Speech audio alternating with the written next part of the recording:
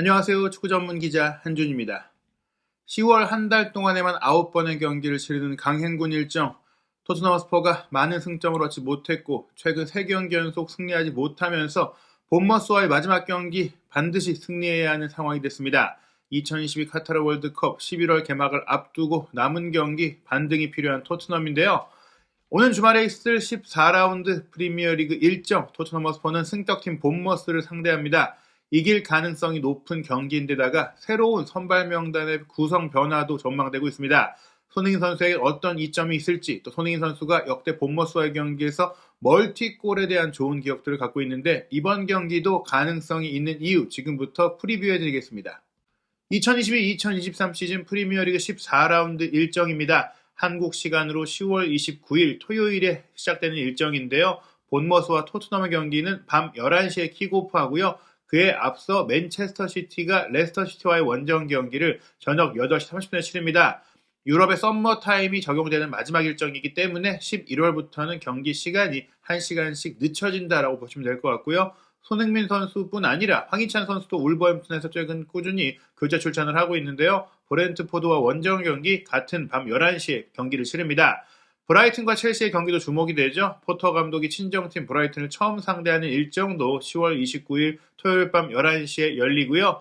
현재 선두를 달리고 있는 아스널은 10월 30일 일요일 저녁 11시에 경기를 노팅엄 포레스트와 치르고 리버풀은 10월 30일 일요일 새벽 3시 45분에 리즈 유나이티드와 경기합니다. 상승세인 맨체스터 유나이티드는 유로파리그 경기 일정을 한국 시간 금요일 새벽 치렀기 때문에 가장 늦은 일정의 경기를 합니다. 10월 31일 월요일 새벽 1시 15분에 웨스트햄 유나이티드와 홈 경기입니다.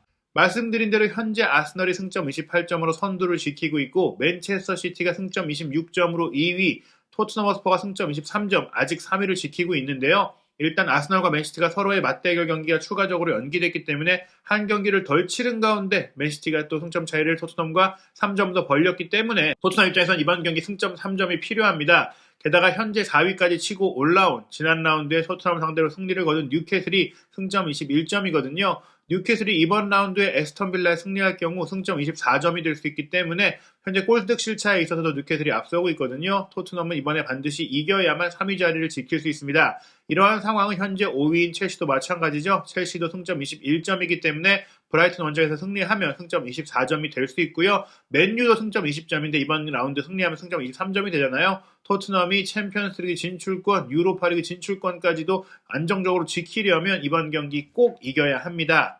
그런 가운데 만나는 본머스는 현재 리그 14위에 올라있기 때문에 어려운 상대라고 할 수는 없지만 그래도 최근에 조금씩 승점을 쌓으면서 승격팀으로서 잔류의 희망을 높여가고 있는데요.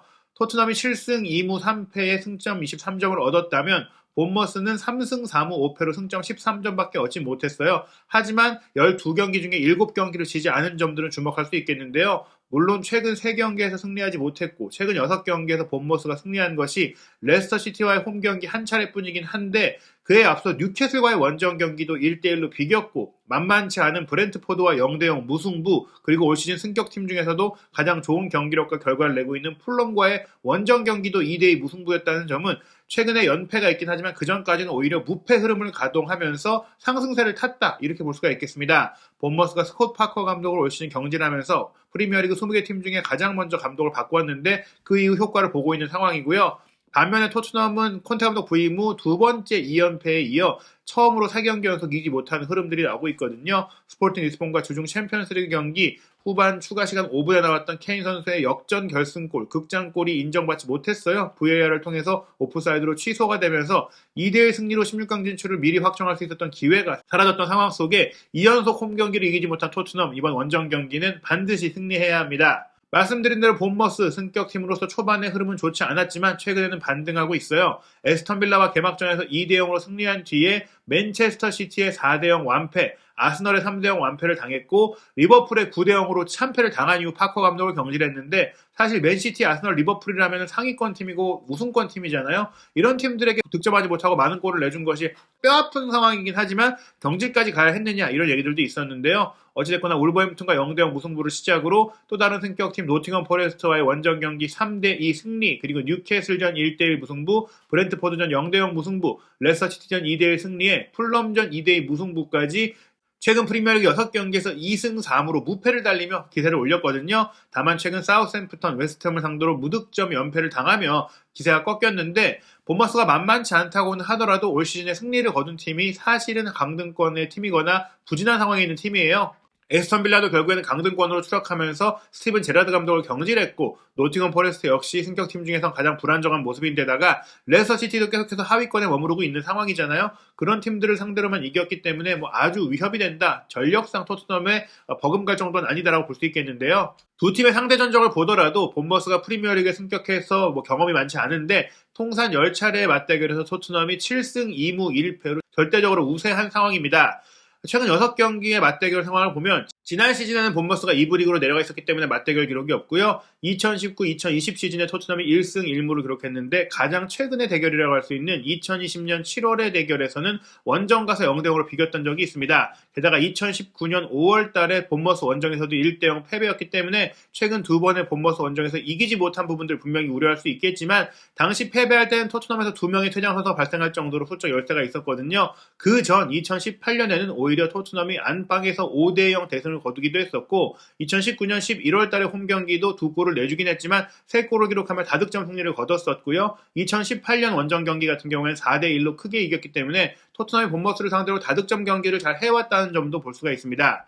게다가 손흥민 선수 역시 개인적으로 본머스를 상대로 좋은 기억들이 꽤 많이 있는데요. 개인적으로 8번의 경기를 치렀어요. 본머스가 승격했던 2015-16 시즌 이후 모든 경기를 손흥민 선수가 이제 있는 채로 치렀는데 다만 이제 2015-16 시즌 같은 경우에는 전반기 맞대결 당시에 손흥민 선수가 발부상으로 뛰지 못했고 또 후반기에는 조금의 주전 경쟁에서 어려움을 겪는 상황 속에서 벤치에서 경기를 지켜보는 상황이었거든요.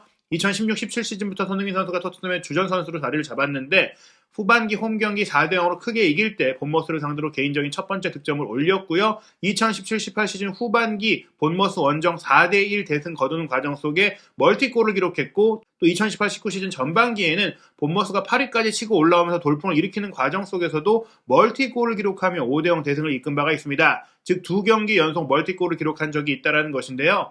가장 마지막 대결이었다고 할 수 있는 2019-2020 시즌 맞대결 당시에서도 홈에서 3대2로 승리할 때 멀티 도움을 기록했어요. 즉 본머스를 상대로 3차례나 한 경기 2개의 멀티 공격 포인트를 올렸던 손흥민 선수이기 때문에 본머스를 상대로 몰아치기에 대한 좋은 기억이 있다. 이를 통해 지금까지 8번의 본머스와의 경기 5득점 2도움으로 거의 경기당 1개에 가까운 공격 포인트를 올리고 있으니까 본머스를 상대로 한 손흥민 선수의 기록은 좋다라고 볼 수 있겠죠. 게다가 올 시즌 본머스가 물론 선수 구성도 바뀌었고 예전에 비해서 경기력이나 스타일이 많이 바뀌었는데 올 시즌의 기록을 기반으로 살펴보면 상성에서 토트넘이 앞선다고 볼 수 있습니다.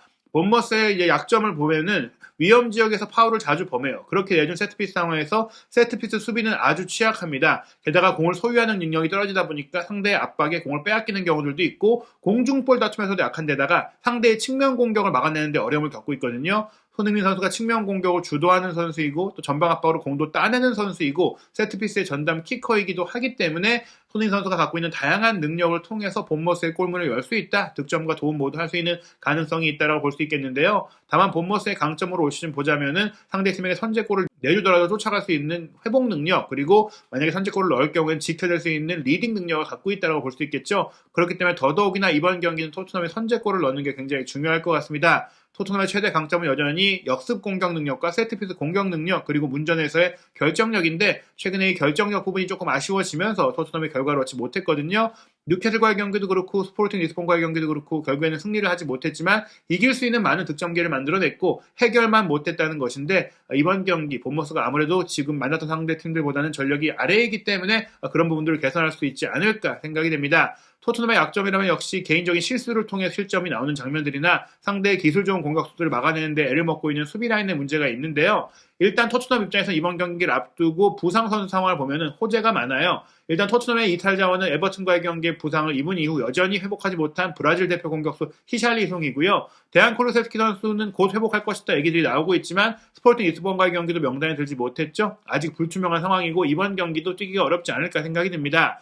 그런 가운데 브라이언 힐 선수가 스포팅 리스본과의 경기에 교체로 나와서 좋은 플레이를 펼쳐 보였기 때문에 측면 공격 자원으로 좀 더 신뢰를 콘테 감독에게 받고 있는 상황이거든요. 루카스 모우라가 스포팅 리스본과의 경기에 선발로 나왔는데 이번 경기는 브라이언 힐이 나올 수도 있다는 현지의 전망입니다. 부상 선수의 문제가 최근에 토트넘을 어렵게 만들었는데 호이비에라 로메로가 스포팅 리스본과의 경기에 정상적으로 복귀하면서 한시름을 놓았거든요. 반면 웨스트햄과의 경기에 2대0으로 패배할 때 본머스는 공수의 핵심이 빠졌습니다. 사실 미드필드 라인의 강력한 편이 아니고 골키퍼가 잘 맞고 또 득점 기회가 왔을 때 공격수가 해결을 잘했기 때문에 성적을 냈던 것인데 그 주전 골키퍼인 브라질 출신의 네투 그리고 잉글랜드 청소년 대표 출신 스트라이커인 도미닉 솔랑키 선수가 각각 나란히 지난 경기 도중에 부상으로 이탈했고 이번 경기 출전이 어렵다라는 얘기가 나오고 있어요. 네투 선수가 빠지면서 후보 골키퍼인 트라버스가 골문을 지킬 것이고 웨일스의 장신 공격수인 키퍼 무어가 솔랑키의 자리를 대신할 텐데 아무래도 좀 이제 경험이라든지 뭐 유연성이 좀 떨어지는 선수들이거든요. 여기에 데이비드 브룩스와 로이스 켈리까지 여전히 빠져 있는데 말씀드린 대로 2대0으로 졌던 웨스트햄과의 경기는 솔랑키가 전반 막판에 부상으로 교체가 됐고 또 후반전 시작과 함께 골키퍼 네투까지도 부상으로 교체가 되면서 전반과 후방의 무게감이 떨어졌어요. 그러면서 일방적으로 밀렸던 본머스가 90분 내내 슈팅을 5개밖에 기록하지 못하면서 어려운 경기 속에 완패를 당했거든요. 이 솔랑키 선수의 이탈이 굉장히 뼈아픈 상황이라고 할 수 있겠습니다. 올 시즌 이 솔랑키 선수가 10번의 프리미어리그 경기에 출전해서 2골 3도움으로 거의 뭐 2경기당 1개의 공격 포인트를 올리고 있거든요. 75%의 출전 시간을 갖고 있는 절대적인 주전 선수인데 득점 관여율이 50%에 달해요. 그러니까 솔랑키가 없을 때는 득점력이 절반 가까이 떨어진다고 볼 수 있겠습니다. 솔랑키 같은 경우에는 2017년에 한국에서 열렸던 20세 이하 월드컵 당시 잉글랜드 대표팀의 주전 공격수로 뛰면서 우승에 일조했었거든요. 그러면서 당시에 엄청난 좋은 평가를 받았었는데 그 기대만큼 성장을 못했어요. 원래 첼시 유스 출신이었는데 비테세로 임대를 갔다가 뭔가 좀 잠재력이 터지지 않자 리버풀 유스팀으로 또 옮겼다가 또 리버풀에서도 출전 기회를 많이 얻지 못한 가운데 2017-18 시즌에는 21경기 정도를 뛰었지만 대부분 교체 출전을 했거든요. 한 골 1개의 도움을 올리는데 그치면서 2018년 여름에 본머스로 이제 팀을 옮겼는데 본머스에서도 사실은 프리미어리그 무대에서는 그렇게 인상적인 플레이를 못했어요. 하지만 2020-2021 시즌 2부 리그로 내려간 이후에 본머스에서 굉장히 좋은 활약, 챔피언십 무대에서 대단한 활약을 펼쳤습니다. 2020-2021 시즌에 챔피언십 40경기 15득점 11도움으로 10-10을 기록했는데요. 지난 2021-2022 시즌 같은 경우에는 무려 29골 몰아치면서 미트로비치가 정말 경이로운 득점 기록을 세우지 않았다면 득점왕을 차지할 수 있었던 활약을 펼쳤고 여기에 7개의 도움까지 기록하면서 공격 생산성, 자신의 득점뿐 아니라 동료의 득점을 만들어내는 능력까지 보여주면서 지금 본머스 공격의 중심이 솔랑키라고 할 수 있는 그런 상황인데 이 솔랑키 선수가 토트넘과 경기에 뛸 수 없다는 것은 분명히 큰 타격이라고 할 수 있겠습니다. 게다가 네투 골키퍼가 빠진 것도 큰 이탈이에요. 네투 골키퍼가 올 시즌 출전한 8번의 경기에서 경기당 1실점밖에 하지 않고 있고 또 2경기를 무실점 선방을 펼치면서 맹활약하고 있는데 이 선수가 이제 이탈리아의 명문 클럽인 피오렌티나에서도 굉장히 잘했었고 또 유벤투스에서 뛰기도 했었고 발렌시아에서 전성기를 보낸 이후 FC 바르셀로나의 후보 골키퍼로 갔다가 바르셀로나에서 별다른 이제 출전 기회를 얻지 못하고 감각이 떨어지는 가운데 본머스로 전격 이적을 하면서 올 시즌에 활약하고 있는 상황이거든요. 이 네투 골키퍼가 가세하면서 본머스의 후방 안정감이 높아졌고 후방 빌드업 능력도 개선이 됐는데 이 선수가 이번에 빠진다는 것은 분명히 후방의 공격 전개뿐 아니라 선방 능력이라든지 많은 면에서 어려움을 겪을 수밖에 없다. 손흥민 선수와 케인 선수가 이 네투가 없는 골망을 공략하는 게 훨씬 더 이제 쉬워졌다고 볼 수 있겠습니다. 후스코어드닷컴은 그런 가운데 토트넘이 측면 공격에 변화를 줄 것이라고 전망했는데요. 3-4선 포메이션을 가동하고 손흥민 선수와 케인 선수의 파트너로 브라이언 힐이 뛸 수 있다고 보고 있습니다. 물론 본머스가 피지컬 능력이 나쁘지 않은 팀이지만 3백을 쓰고 있기 때문에 이 3백, 윙백과 센터백의 사이 공간을 공략하는 데 있어서 힐 선수의 개인 능력, 힐 선수 같은 경우에는 쿨루셉스키처럼 왼발을 쓰면서 가운데로 접고 들어와서 스루 패스를 찔러 넣을 수 있는 플레이메이킹 능력도 갖고 있는 선수이기 때문에 그 능력을 활용할 것으로 보이고요. 최근 연이어서 선발 출전했던 이반 페리치 선수도 이제 체력적인 문제가 있기 때문에 또 이어지는 마르세유와의 챔피언스리그 원정 경기에 그 경험이 더욱더 필요할 수 있기 때문에 본머스와의 경기에는 세세뇽 선수가 선발 출전할 것으로 전망이 되고 있습니다. 양팀의 맞대결 기록을 살펴보면 말씀드린 대로 지난 2시즌 동안 본머스가 챔피언십에 있었기 때문에 맞대결을 하지 못했지만 여지까지 치른 12번의 경기 중에 토트넘이 한 번밖에 지지 않을 정도로 강세를 보여왔고요. 그런 과정 속에 통계 매체인 후스코어드닷컴도 본머스의 홈에서 경기가 열리지만 토트넘이 2대1로 승리할 것이라고 전망했습니다. 경기 전망 내용 살펴보겠습니다. 본머스는 딘코트 경기장을 방문하는 토트넘을 환영한다. 두 팀 모두 최근 미끄러지고 있는 가운데 승리가 꼭 필요하다. 홈팀 본머스는 최근 3경기를 이기지 못했다. 크레이븐 코티지에서 풀럼과 비긴 뒤 사우샘프턴과 웨스트햄을 상대로 내리 패배했다. 본머스는 웨스트햄과의 경기에 부상을 입은 도미닉 솔랑키와 네투가 결장한다. 토트넘은 최근 프리미어리그 2경기에서 패배했고 주중 스포팅 리스본과 챔피언스리그 경기도 비겼다. 안토니오 콘테 감독은 본머스를 상대로 승리를 절실히 원하고 있다. 토트넘은 본머스를 이길 수 있는 퀄리티를 충분히 갖추고 있다. 토트넘은 최근 패배에서 반등해 승점 3점을 북런던으로 가져갈 수 있을 것이다.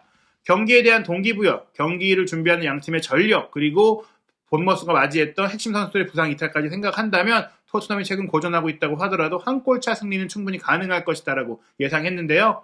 유럽의 17개 스포츠 베팅 업체의 전망도 비슷합니다. 본머스가 홈팀임에도 불구하고 승리 평균 배당률이 5.09배니까 맨체스터 시티를 홈에서 상대하는 레스터 시티 다음으로 홈 배당률이 높게 나온 것이죠. 즉 홈에서 승리할 가능성이 매우 낮다라고 보는 것입니다. 토트넘의 원정팀 승리 배당률도 1.69배로 매우 낮은 편이라고 볼 수 있겠는데요. 이 배당률 역시 맨시티의 원정승 배당률 다음으로 낮은 수치니까 확률상 원정팀 중에서 승리 가능성이 매우 높다라고 볼 수 있겠죠. 다만 무승부 배당률이 3점대가 나왔기 때문에 이 경기는 비길 가능성을 배제할 수 없다. 본머스의 전면 수비가 어떻게 나올지도 지켜봐야 될 것 같지만 개인적으로는 네투와 솔랑키가 없는 타격이 분명히 크다라고 생각하기 때문에 토트넘이 승리할 수 있을 가능성 크다고 보겠습니다. 과연 토트넘이 최근 3경기 무승을 끊고 손흥민 선수도 또 한 번 본머스를 상대로 멀티 공격 포인트를 올릴 수 있을지 경기 지켜보고 돌아오겠습니다.